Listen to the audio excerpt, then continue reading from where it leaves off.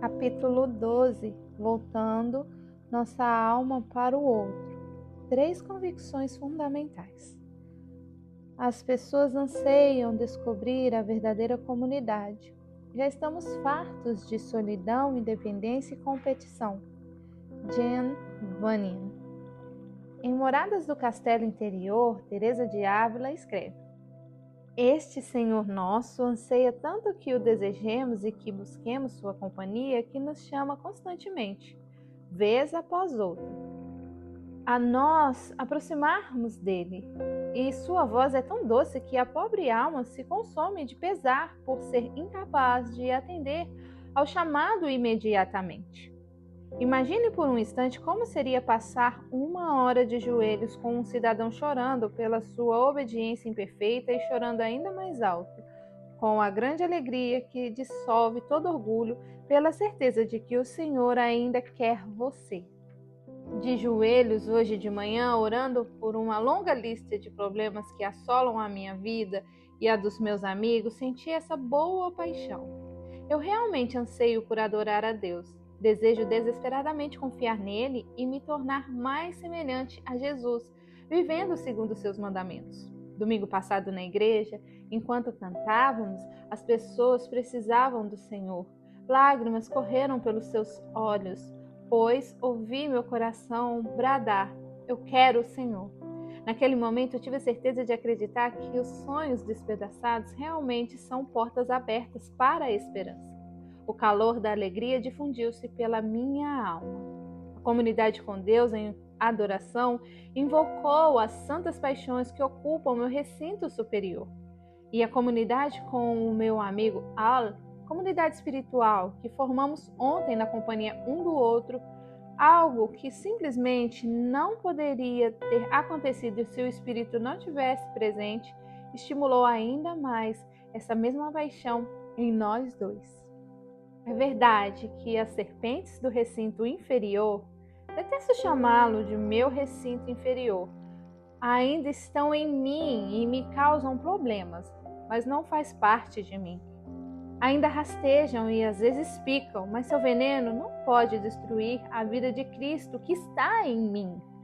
Juntamente com todos os outros cristãos da terra, estou vivo, anseio agradar a meu Pai, ser semelhante a Cristo e ouvir e seguir o Espírito Santo. Sinto-me envolvido na vida da Trindade, empolgado pela mesma energia que vibra em cada um deles. Quando essas paixões que há em mim encontram as mesmas paixões em você, vivenciamos a comunidade espiritual e avançamos, lenta, mas seguramente, na nossa jornada rumo a Deus. Na parte 3, apresento ao leitor minha ideia de como podemos participar deste milagre, de como podemos fazer parte de uma comunidade espiritual. Nesse capítulo, começo a análise ponderando 3 convicções que, se nelas não acreditarmos com firmeza e paixão, nos impedirão de virar nossas cadeiras o suficiente para que nossas almas encontrem outras almas. Isso seria uma tragédia de enorme proporção, uma tragédia distintamente humana.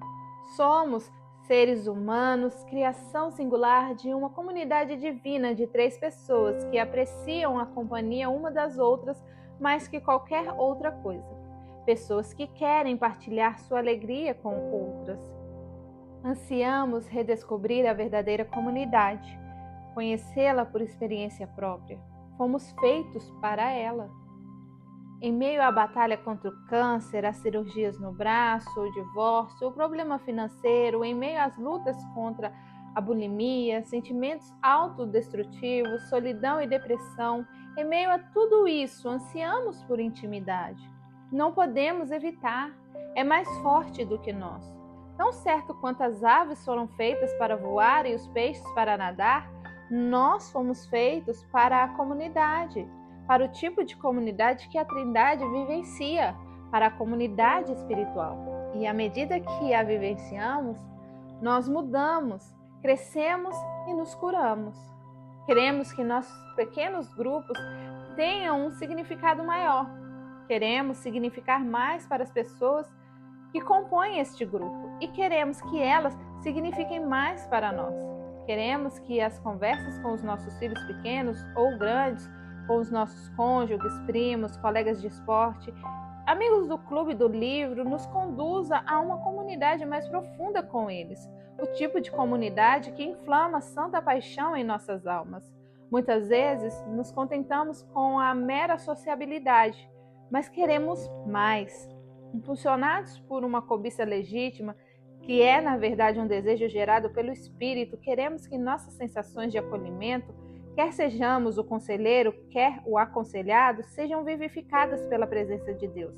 Sejam lugares de segurança em que almas sinceras encontram seu caminho rumo a Deus, independentemente do seu passado ou da sua dor. E queremos perdoar, queremos abençoar as pessoas que nos traíram, que nos magoaram e nos deixaram com cicatrizes que jamais serão curadas nesta vida. Queremos orar para que elas encontrem seu caminho rumo a Deus. O próprio fato de nossa fantasia odiosa de vingança nos deixarem incomodados revela que algo contrário está em nós. Queremos que Deus seja glorificado na vida dessa pessoa. Diríamos praticamente qualquer coisa para fazer parte de uma comunidade que fosse profundamente segura, na qual as pessoas jamais desistissem umas das outras, na qual a sabedoria do viver nascesse das conversas, na qual aquilo que há de mais vivo em cada um de nós fosse tocado. Há 3 convicções que precisam estar solidamente estabelecidas se pretendemos mesmo fazer algum progresso efetivo rumo a esse tipo de comunidade.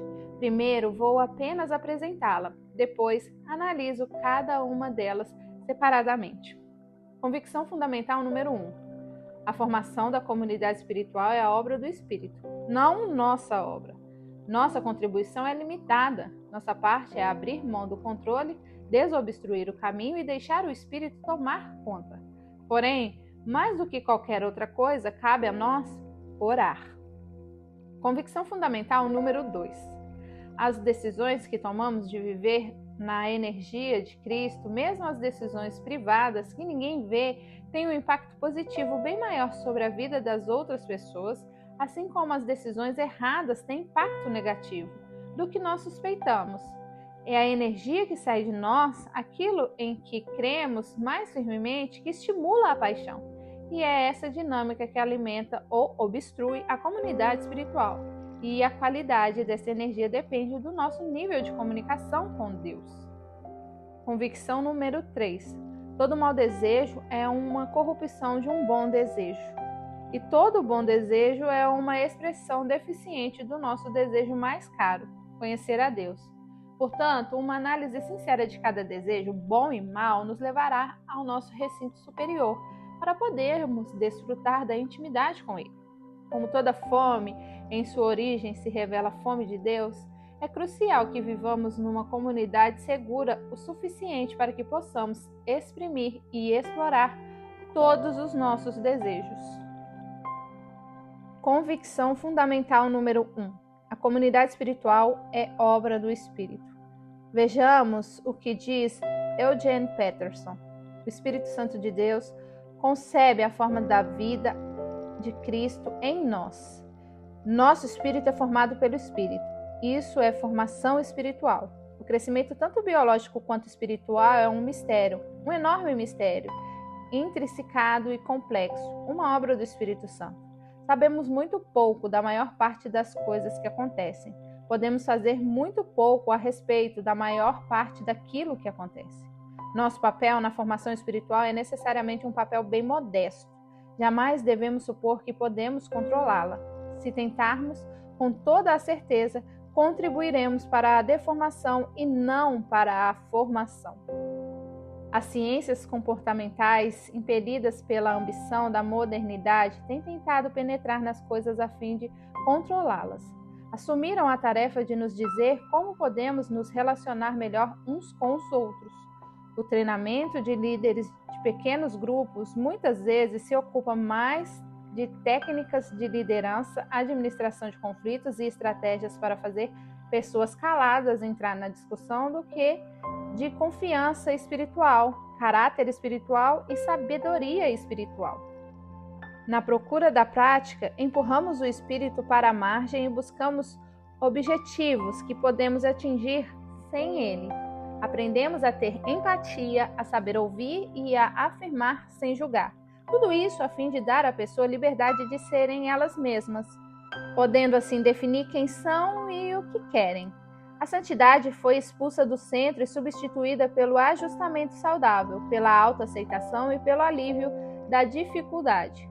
Peterson comenta: quando a formação espiritual se deixa dominar pelas ciências comportamentais, é inevitavelmente secularizada e individualizada, com orações ocasionais que pedem ajuda na autorrealização. Narciso de joelhos. Em todos os meus anos como terapeuta, acho que aprendi uma lição mais do que qualquer outra, e a lição da paciência. Minha falta de humildade me impediu de aprendê-la melhor, mas a realidade da vida das pessoas, incluindo a minha, me forçou a esperar a ação de Deus. 10 sessões monótonas podem ser seguidas de um momento sobrenatural na 11ª, quando tudo muda. Meu paciente melhora. Às vezes ocorre uma rápida e notável interação de múltiplas personalidades depois de meses sem nenhum progresso visível. Sem o Espírito e Cristo que ele representa, não podemos fazer nada de real valor.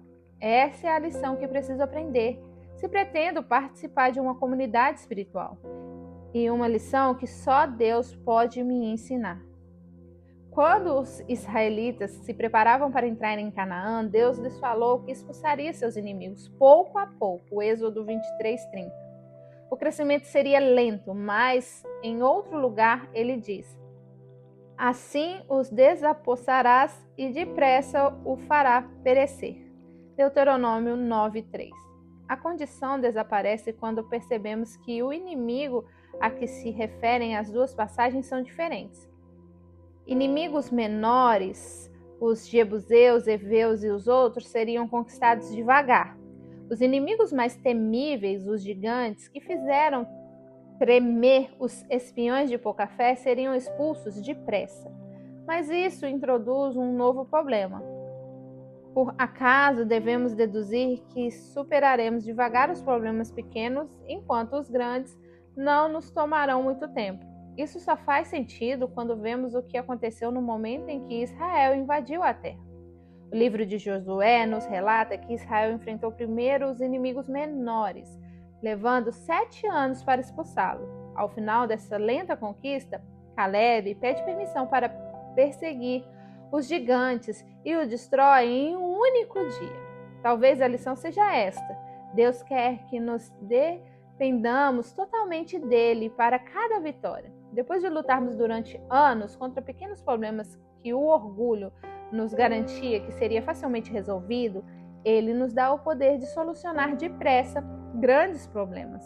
Estou aqui sentado escrevendo numa varanda envidraçada de onde ouço facilmente o telefone. Embora fique em outro cômodo, nos últimos 10 minutos as 2 linhas tocaram. Minha mulher está em casa. Pensei que ela fosse atender, afinal tenho um prazo curto para escrever este livro. Num rompante de energia do recinto inferior, saí como um raio do meu abençoado e sagrado escritório para silenciar a estridente campainha do telefone e ver o que estava ocupando a minha esposa. Ela me contou que a malandra da cadelinha de que estávamos cuidando tinha acabado de fugir do seu cercado e que, além disso, um projeto que ela estava administrando estava com problemas e fora interrompido. Rachel estava uma pilha de nervos. Enquanto ela levava as 2 mãos na cabeça como se fosse arrancar os cabelos, sua reação à minha inocente pergunta: "Você não ouviu o telefone?" Senti novas palavras prestes a saírem da minha boca. "Tenho de escrever alguma coisa hoje." Não falei. Lembrei-me do que eu disse sobre o espírito criar impulsos menores num suposto recinto superior. Então olhei para ela e disse gentilmente: "Você já está muito ocupada agora." Ouvindo meu coração, percebi que era isso que eu queria dizer. Ela sorriu. Não abertamente, mas percebi o sorriso. Venci uma batalha. Quem sabe daqui a 7 anos a vida do espírito vai jorrar de mim como águas de um geyser. Nossa tarefa mais difícil na formação da comunidade espiritual é parar de nos esforçarmos tanto. Em vos converterdes e em sossegardes está a vossa salvação. Na tranquilidade e na confiança, a vossa força, mas não o quisestes. Isaías 30:15. Se você quer se preparar para participar da comunidade espiritual, saiba que nenhuma medida de conhecimento, habilidade e esforço será decisiva. Assim como uma pessoa baixa não cresce só com a própria vontade, o crescimento tanto dentro de nós, individualmente, como nos relacionamentos, é uma obra misteriosa do Espírito. Nenhum programa de treinamento, seja o aconselhamento pré-conjugal, seja reuniões de líderes de pequenos grupos, seja uma série de aulas para conselheiros leigos na igreja, preparar ninguém adequadamente para desenvolver a comunidade espiritual. O treinamento tem sim sua importância, mas a oração é fundamental. Humildade exige oração. A aflição, a sincera admissão que sem Cristo nada podemos fazer. Aprecie a oração. Convicção fundamental número 2. A melhor maneira de promover a santidade de outra pessoa é buscar nossa própria santidade. Nossas escolhas individuais afetam o tipo de influência que exercemos sobre as pessoas. Pascal, certa vez, escreveu: o menor movimento afeta toda a natureza. Uma pedra pode alterar todo o oceano. Do mesmo modo, no reino da graça, a menor ação afeta tudo por causa das suas consequências. Portanto, tudo deve ser levado em conta. O comentário de Peter Kreeft sobre esse pensamento de Pascal conduz a uma conclusão incômoda, que fervilha de possibilidades assustadoras e maravilhosas. Ele sugere que quando alguém diz uma palavra afável a outra pessoa, um mártir a 3.000 quilômetros e 300 anos de distância pode receber graça suficiente para superar a própria aprovação por sua causa. E se você pecar mais uma vez hoje à tarde, esse mártir pode se enfraquecer, ceder e se abater. Pergunto-me se minha decisão de falar lá de dentro do recinto superior para minha mulher um momento atrás poderá de algum modo fortalecer um membro do corpo de Cristo. Diante disso, não é demais acreditar que a decisão do meu amigo de não assistir a um filme pornográfico no quarto de hotel 2 semanas atrás poderá ajudar sua filha a se casar virgem. A preparação para fazer parte de uma comunidade espiritual não só inclui a oração da aflição, Senhor, sem ti eu nada posso fazer, mas também a entrega pessoal a desejos santos.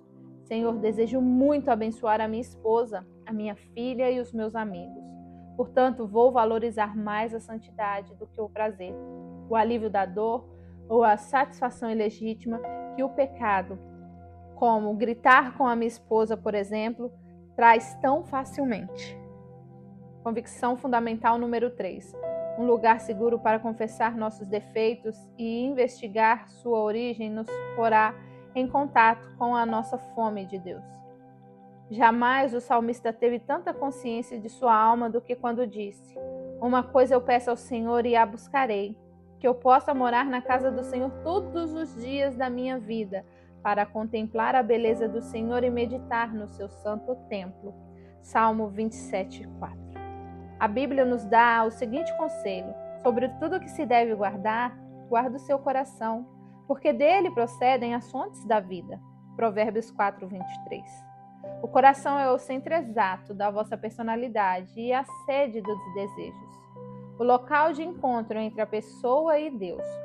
Somos uma geração que perdeu contato com o coração. As distrações do dia a dia nos isolaram daquilo que mais desejamos. Mantemo-nos distraídos por medo de descobrir desejos que ninguém irá satisfazer. Conversando com uma mulher afável e religiosa que foi estrupada, ouvi o seguinte: isso tirou algo de mim. Eu já não tenho certeza da minha feminilidade. Os meus desejos mais íntimos de mulher hoje parecem os meus inimigos. Tenho medo de reconhecer quando quero estar segura, ser tratada com carinho. Ela ama, mas se contém. Um fosso cerca sua alma, e ela encheu esse fosso com os jacarés das distrações. Os vícios são a expressão dos desejos distraídos. Ficamos escravos da satisfação imediata e arrebatadora porque temos medo de confessar o que mais profundamente desejamos. Desejar ardentemente aquilo que jamais virá é tortura, e tortura demanda alívio. Os vícios põem fim à dor, pelo menos temporariamente, e as distrações impedem que enfrentemos os desejos que os vícios não conseguem aplacar. Concordo inteiramente com James Houston quando ele diz: o anseio insatisfeito por Deus é o que move os seres humanos acima de tudo. O terror se apodera de nós quando começamos a perceber quanto queremos ser amados, respeitados, valorizados, como temos inveja daqueles que são mais amados do que nós, ou pelo menos mais notados. Em vez de buscar a fonte do desejo, nos sentimos envergonhados demais e ocultamos nossos desejos até de nós mesmos. Precisamos de um lugar seguro para admitir e explorar nossos desejos. Uma comunidade de companheiros de jornada que acreditem que os nossos desejos não são essencialmente vergonhosos, mas absolutamente humanos e já satisfeitos em Jesus.